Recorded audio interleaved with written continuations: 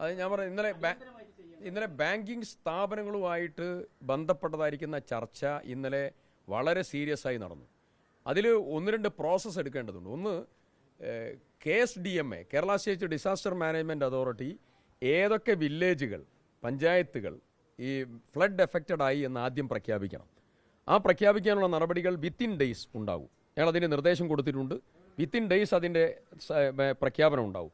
ആ പ്രഖ്യാപനം വന്നു കഴിഞ്ഞാൽ അത് ജില്ലാതലത്തിലുള്ള ദുരന്തമാണോ സ്റ്റേറ്റ് അടിസ്ഥാനത്തിലുള്ള ദുരന്തമാണോ ഏതാണോ പ്രഖ്യാപിക്കുന്നത് അതിനനുസരിച്ചതായിരിക്കുന്ന മെക്കാനിസം ഉണ്ടാകും.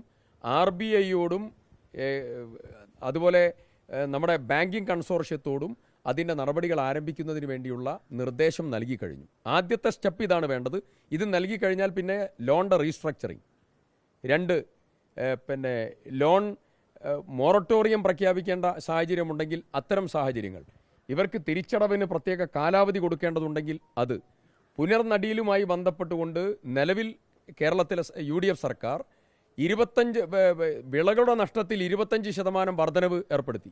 വിളനാശവുമായി ബന്ധപ്പെട്ടുകൊണ്ട് നിലവിലുള്ള താരിഫ് 25% ഉയർത്താനുള്ള ഏറ്റവും പ്രധാനപ്പെട്ട തീരുമാനം എടുത്തു. അത് കർഷകരെ സംബന്ധിച്ച് ഏറെ ആശ്വാസകരമായ ഒന്നാണ്.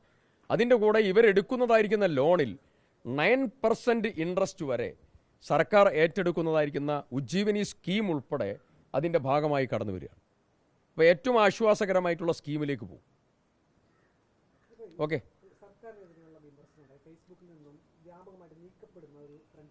ഏതാ സർക്കാരിനെതിരെയുള്ള വിമർശനങ്ങൾ ഫേസ്ബുക്കിൽ നിന്നും അത് നെറ്റെ സ്വാധീനിച്ചുള്ളത് നീക്കം ചെയ്യുന്ന രാഷ്ട്രീയ കാര്യങ്ങൾ പോകുന്നുണ്ട്. അങ്ങനെ ശ്രദ്ധയിൽപ്പെടുന്നുണ്ട്. ഒരു വളരെ നമ്മൾ ഈ ഫ്ലഡുമായി ബന്ധപ്പെട്ടതായിരിക്കുന്ന സീരിയസ് ആയിട്ടുള്ള കാര്യങ്ങൾ നമ്മൾ സംസാരിക്കുകയാണ്. ആ സംസാരിക്കുന്ന സമയത്ത് അതുമായി ബന്ധപ്പെട്ടതായിരിക്കുന്ന സീരിയസ് ആയിട്ടുള്ള കാര്യങ്ങൾ നമുക്ക് സംസാരിക്കാം. മറ്റുള്ളതായിരിക്കുന്ന കാര്യങ്ങൾ അതിൻ്റേതായിരിക്കുന്ന സമയത്ത് സംസാരിക്കാം. ഇന്നിവിടെ വന്നത് ഒരു ഫ്ലഡും കർഷകരും അതിൻ്റെ ബുദ്ധിമുട്ടും അതിൻ്റെ പ്രയാസങ്ങൾ, കെടുതികൾ, അതുമായി ബന്ധപ്പെട്ട കാര്യമാണ്.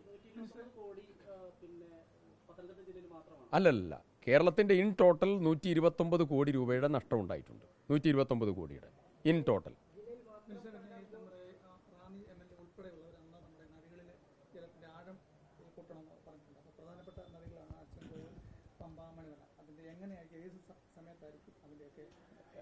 മുഖ്യമന്ത്രി തന്നെ ഈ കാര്യം സീരിയസ് ആയിട്ട് പറഞ്ഞു. MLA ഉൾപ്പെടെ ഇത് വളരെ സീരിയസ് ആയിട്ട് പറഞ്ഞിട്ടുണ്ട്. ഈ കാര്യത്തിൽ ഒന്ന്, നദികളുടെ, ഇപ്പം പ്രധാനപ്പെട്ട 3 നദികളാണ് ഇവിടെയുള്ളത്. ഈ 3 നദികളും ബന്ധപ്പെട്ടതായിരിക്കുന്ന അതിലേക്ക് കണക്ട് ചെയ്യപ്പെടുന്നതായ തോടുകളും ചെറിയതായിരിക്കുന്ന നീർച്ചാലുകളും ആറുകളുമൊക്കെ കൃത്യമായി പിന്നെ ആഴം കൂട്ടി വെള്ളത്തെ ഉൾക്കൊള്ളാനുള്ളതായ നടപടികൾ സ്വീകരിച്ചാൽ ഈ വെള്ളപ്പൊക്കത്തെ ഒരു പരിധിവരെ നിയന്ത്രിക്കാൻ പറ്റും, തർക്കമില്ല.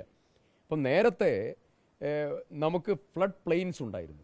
വെള്ളം വന്നു കഴിഞ്ഞാൽ ആ വെള്ളം കരകവിഞ്ഞങ്ങ് ഒഴുകുമ്പോൾ അത് ഉൾക്കൊള്ളാൻ കപ്പാസിറ്റി ഉള്ളതായിരിക്കുന്ന പ്ലെയിൻസ് ഉണ്ടായിരുന്നു. പാടശേഖരങ്ങളും അനുബന്ധ സംവിധാനം ഉണ്ടായിരുന്നു. നമുക്ക് ആ പാടശേഖരങ്ങൾ വ്യാപകമായി നമുക്ക് ആ ഫ്ലഡ് പ്ലെയിൻസ് നഷ്ടപ്പെട്ടിട്ടുണ്ട്. ഇനിയുള്ളതായ മാർഗം ഇത് യഥാവിധിയുള്ള ആഴം സംരക്ഷിച്ച് നിർത്തിയെങ്കിൽ മാത്രമേ ഈ വെള്ളപ്പൊക്കത്തിൽ നിന്ന് നമ്മൾ രക്ഷപ്പെടുകയുള്ളൂ. കാലാവസ്ഥ എൽനിനോ അടക്കമുള്ള പ്രതിഭാസം വളരെ സീരിയസ് ആണ്. 1.5 ഡിഗ്രി സെൽഷ്യസ് മുതൽ അറേബ്യൻ സീയിലെ ആഗോള താപനത്തിൻ്റെ വലിയ പ്രഭാവം നമ്മുടെ കാലാവസ്ഥയെ മുഴുവൻ മാറ്റിമറിച്ചുകൊണ്ടിരിക്കുകയാണ്. പെട്ടെന്നുള്ള അതിശീഘ്ര മഴ തുടങ്ങി പെട്ടെന്ന് മേഘസ്ഫോടനം, പുതിയ പ്രതിഭാസങ്ങളൊക്കെ വരികയാണ്. സാന്ദ്രത കൂടിയതായിരിക്കുന്ന വെള്ളത്തുള്ളികളാണ്. അപ്പോൾ അത് ഉൾക്കൊള്ളാനുള്ള ശേഷി നമ്മുടെ മണ്ണിനില്ലാതെ വരികയാണ്.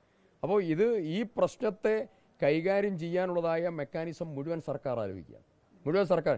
നേരത്തെ IIT മദ്രാസിൻ്റെ ഒരു സീരിയസ് ആയിട്ടുള്ള പഠനം നേരത്തെ കുട്ടനാടുമായി ബന്ധപ്പെട്ടുകൊണ്ട് നടന്നിട്ടുണ്ട്.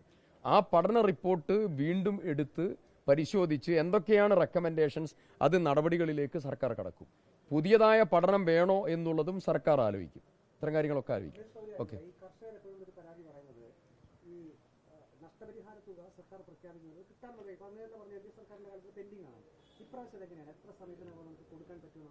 പരമാവധി വേഗതയിലേക്കാണ്. അപ്പം നിലവിൽ 2 കാര്യമാണ്.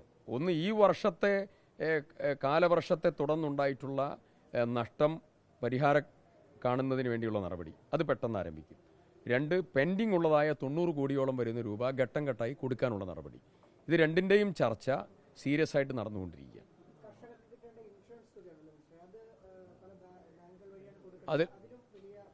ഇൻഷുറൻസിൽ ഇൻഷുറൻസ് പ്രീമിയം നമ്മൾ അടയ്ക്കാത്തതിൻ്റെ ഒരു പ്രശ്നം അതിലുണ്ട്.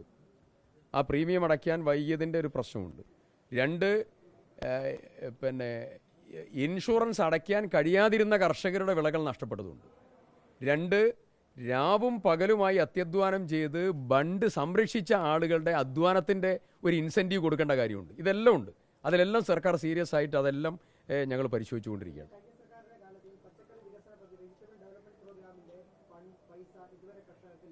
ഹോർട്ടികോർപ്പിന് കേരളത്തിലെ പച്ചക്കറി കലക്ട് ചെയ്ത വകയിലുള്ള കൊടുക്കാനുള്ള തുക ഉൾപ്പെടെ പെൻഡിംഗ് ഉണ്ട്. 370 കോടി രൂപയിലധികമാണ് കർഷക കടാശ്വാസ കമ്മീഷൻ അവാർഡ് ചെയ്തതായിരിക്കുന്ന തുക കൊടുക്കാനുള്ളത്. പ്രമാണം കർഷകൻ്റെ ഷെയർ അവരടച്ചു, സർക്കാരിൻ്റെ വീതം കൊടുക്കാത്തതുകൊണ്ട്.